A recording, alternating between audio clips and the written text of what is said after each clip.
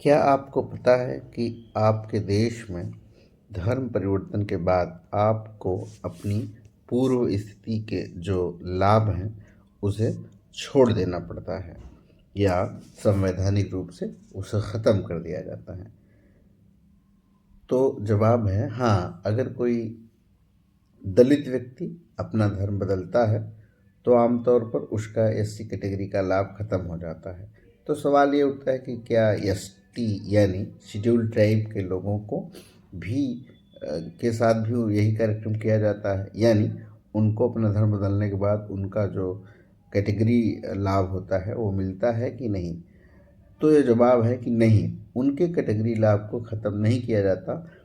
हम बाद में उनके बारे में समझेंगे, लेकिन उसको पूर्व हम लोग यह समझेंगे कि एससी कैटेगरी के जो लोग हैं उनको धर्म परिवर्तन के बाद उनका लाभ का जो शेड्यूल है उसे ख़त्म कर दिया जाता है। क्यों? आइए विस्तार से समझते हैं। नमस्कार, मेरा नाम रूप है। आज हम लोग भारत में अनुसूचित जाति का दर्जा कॉन्स्टिट्यूशनल शेड्यूल कास्ट ऑर्डर 1950 के तहत समझेंगे कि कैसे और क्यों इसको लाभ से वंचित कर दिया जाता है। नियम क्या कहते हैं? एससी का दर्जा केवल इन धर्मों के लोगों को मिलता है: हिंदू, सिख, बौद्ध। मतलब ये कानून कहता है कि अगर आप जो है एससी कैटेगरी से संबंधित हैं और आप हिंदू धर्म स्वीकार करते हैं या सिख धर्म या बौद्ध धर्म, तो आप दलित के संबंधित जो भी लाभ हैं उस कैटेगरी के, उसे आपको मिलेगा। यदि आप इस्लाम अथवा ईसाई धर्म स्वीकार करते हैं तो आपका एससी स्टेटस को ख़त्म कर दिया जाता है। अपवाद के भी हैं इसके कुछ। हिंदू से कोई सिख या हिंदू से कोई बौद्ध बनता है तो वह कैटेगरी बनी रहती है। कोर्ट का क्या कहना है? सुप्रीम कोर्ट ऑफ इंडिया ने अपने कई फैसलों में कहा है कि एससी आरक्षण का आधार ऐतिहासिक सामाजिक भेदभाव है और यह भेदभाव मुख्य रूप से हिंदू जाति व्यवस्था से जुड़ा माना गया है। इसलिए धर्म बदलने पर एससी का लाभ जारी नहीं रहता है, सिख और बौद्ध जैन को छोड़कर। जमीनी सच्चाई क्या है? बहुत लोग मानते हैं कि धर्म बदलने के बाद भी भेदभाव खत्म नहीं होता, इसलिए उन्हें एससी का हक मिलना ही चाहिए। इस मुद्दे पर आज भी बहस जारी है। इसे थोड़े और आसान उदाहरण में समझ लेते हैं। राम कोई हिंदू था, अब वो ईसाई बन गया, तो उसका एससी का लाभ खत्म हो जाएगा। राम कोई हिंदू है और अब बौद्ध बन गया हिंदू से, तो उसे एससी का लाभ जारी रहेगा।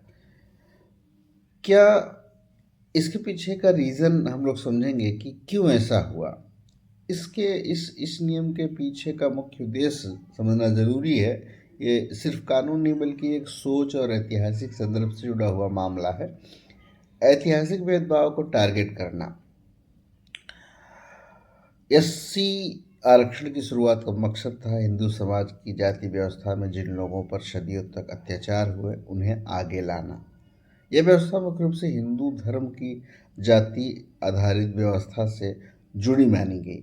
इसलिए कानून बनाने वालों ने सोचा कि जहाँ जाति व्यवस्था नहीं होगी वहाँ एससी की ज़रूरत भी नहीं होगी। धर्म परिवर्तन को समाधान मानना। जिन लोगों ने माना कि अगर धर्म परिवर्तन कर लेते हैं तो इससे समाधान हो जाएगा, तो उनके लिए जब कॉन्स्टिट्यूशन शेड्यूल कास्ट ऑर्डर 1950 बनाया गया, तब यह धारणा थी कि अगर कोई दलित धर्म बदल लेता है जैसे इस्लाम और ईसाई, तो वह जातिगत भेदभाव से बाहर निकल जाएगा। इसलिए एससी का लाभ केवल उन्हीं धर्मों तक सीमित रखे गए जहां कास्ट सिस्टम मौजूद माना गया। आरक्षण का सही टारगेट तय करना सरकार का यह उद्देश्य भी था। आरक्षण उन्हीं लोगों तक पहुंचे जिन्हें वास्तव में कास्ट बेस्ड डिस्क्रिमिनेशन का सामना करना पड़ा है, ताकि पॉलिसी का मिसयूज ना हो और लिमिटेड रिसोर्सेज सही लोगों तक जाए। कोर्ट की सोच क्या है? सुप्रीम कोर्ट ऑफ इंडिया ने भी ब्रॉडली यही रीजनिंग दी। इस एससी स्टेटस का आधार सामाजिक उत्पीड़न है और इसे धर्म से जोड़कर देखा गया, लेकिन आज की रियलिटी क्या है? यही सबसे बड़ा सवाल है। बहुत बहुत लोग कहते हैं धर्म बदलने से भेदभाव खत्म नहीं होता, कई कन्वर्टेड दलित आदि भी सोशल डिस्क्रिमिनेशन फेस करते हैं, इसलिए आज इस पॉलिसी पर बहस चल रही है। कई लोग मांग कर रहे हैं कि एससी स्टेटस को रिलीजन न्यूट्रल बनाया जाए। आसान भाषा में, जिस समाज में जाति के कारण दबाया गया उसी कॉन्टेक्स्ट में उससे उठाया जाए। लेकिन आज सवाल है, क्या सिर्फ धर्म बदलने से दर्द खत्म हो जाता है? तो सवाल जवाब है शायद नहीं। खैर, इस पे अभी हाल में ही सुप्रीम कोर्ट ने एक वर्डिक्ट दिया कि यह केस है केरला का कि कोई एक शेड्यूल कास्ट की महिला थी, व्यक्ति थे, सॉरी, उन्होंने ब्लेम किया कि मेरे साथ जो है भेदभाव हो रहा है। मैं एससी से कन्वर्ट हो गया था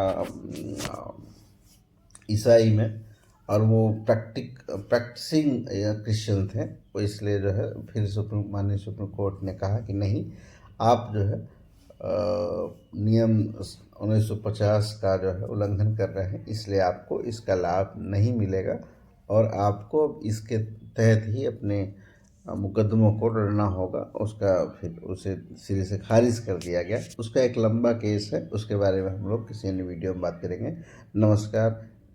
मेरे चैनल को आप लोग सब्सक्राइब कीजिए, लाइक कीजिए और मुझे सपोर्ट कीजिए, ताकि मैं ज़्यादा से ज़्यादा आपके हक, हुकूक, अधिकारों की बात कर सकूं। नमस्कार।